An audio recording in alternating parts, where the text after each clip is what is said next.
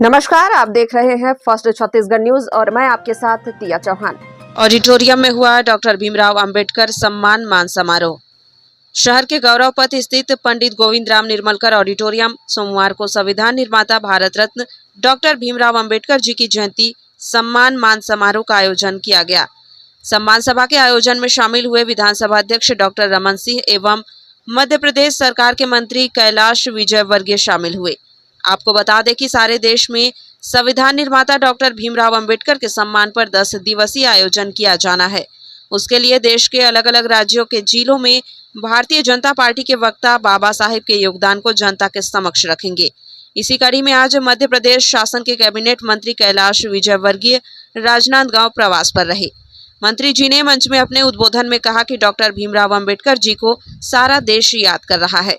उनके द्वारा लिखित संविधान विश्व का सबसे सर्वोत्तम संविधान है। उन्होंने आगे कहा कि जब संविधान सभा का चुनाव हुआ तो बाबा साहेब को हराने के लिए पूरे कांग्रेस लग गई थी। उन्होंने शंकर के अधिकारियों को धन्यवाद देते हुए आगे कहा, पुणे के हिंदू महासभा के एक नेता का इस्तीफा कराया और वहां से डॉक्टर भीमराव अंबेडकर को चुनाव लड़वाया। उन्होंने आगे कहा कि स्वतंत्रता के बाद पार्लियामेंट में जितने भी पढ़े लिखे थे उसमें सबसे ज्यादा इंटेलिजेंट डॉक्टर भीमराव अंबेडकर थे।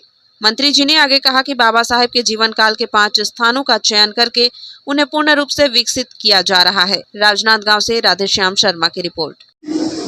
आज हम डिटेल रूप से, व्यापक रूप से जिनके पास अनुभव है और जो उस मिट्टी के है से बने हैं, इंदौर, मऊ और मध्य प्रदेश को सौभाग्य आता है कि जहाँ बाबा साहब अम्बेडकर जी ने जन्म लिया था, उस धरती से यदि कोई आए हैं उनका हम स्वागत करते हैं। और अम्बेडकर जी के बारे में बहुत सारी बातें आपने सुनी।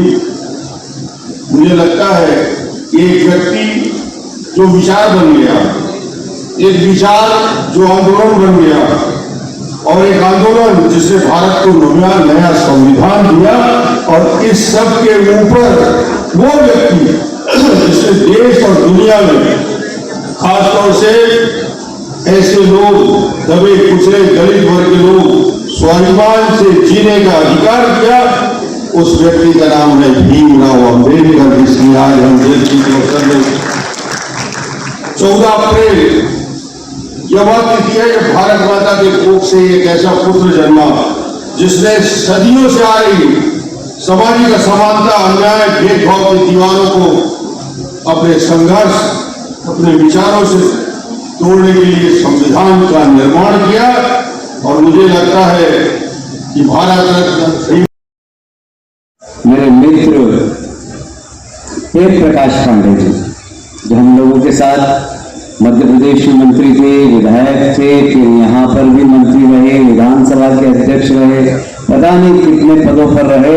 और हम युवा मोर्चे का इनको थिंक टैंक बोलते थे, युवा मोर्चे के थिंक टैंक थे। मेरा तालियां बजा के प्रेम प्रकाश। जब संविधान सभा के चुनाव हुए वहां बाबा साहब अम्बेडकर को हराने के लिए पूरी की पूरी कांग्रेस जुट गई। मैं धन्यवाद देना चाहता हूं तत्कालीन संघ के अधिकारियों को, जिन्होंने पुणे से हिंदू महासभा के एक नेता का इस्तीफा कराया और संविधान सभा के अंदर डॉक्टर अंबेडकर साहब को नॉमिनेट। पार्टी ने सारे देश में बाबा साहब अंबेडकर सम्मान 10 दिवसीय आयोजन किया है और उसमें देश के सभी जिलों में वक्ताओं को भेजकर हमारे कार्यकर्ता और जितने भी समाज के वर्ग में जागरूकता हो, बाबा साहब अंबेडकर को लोग अच्छे से पहचाने, ये बहुत जरूरी है। क्योंकि आजादी के बाद कुछ इस प्रकार की राजनीति चली कि एक परिवार के लोगों को तो बहुत ज्यादा जनता के बीच में ग्लोरियंस करने की कोशिश की, पर ऐसे बहुत सारे लोग थे जो उनसे भी अच्छे थे। उन्हें आजादी के बाद उतना अच्छा उनके चरित्र के बारे में, उनके व्यक्तित्व के बारे में उनके कृतित्व के बारे में जनता को बताया नहीं गया। हमारी जवाबदारी है कि ऐसे महान लोग जिन्होंने सामाजिक मूल्यों के साथ साथ सामाजिक परिवर्तन करने का व्रत लिया।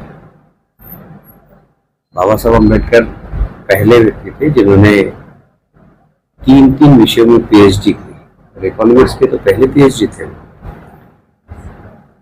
पर मंत्रिमंडल में वो सम्मान नहीं मिला। और एक तरीके से उन्हें अपमानित ही किया है।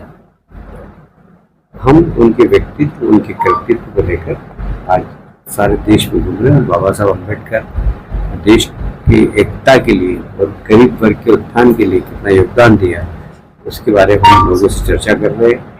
बड़ी चर्चा भी कर रहे हैं, छोटी गोष्ठी भी कर रहे हैं, मोहल्ला मीटिंग भी कर रहे हैं, जिससे बाबा साहब को हम के प्रति हम अपनी कृतज्ञता व्यक्त कर सकें। मंत्री जी, ऐसे समय में भाजपा का जो कार्यक्रम है, बाबा साहब के कृतित्व के ऊपर जो कार्यक्रम है प्रासंगिक है, तब न्यायपालिका, कार्यपालिका, इसके जो कार्य क्षेत्र के विषय में चर्चाएं चल रही है, एक अलग चर्चा डेमोक्रेसी है हमारे देश के अंदर। चर्चा हमेशा चलते रहना चाहिए, अच्छी चर्चा हो चाहे बुरी चर्चा हो, जब उसका समापन होता है तो कुछ निकलता है।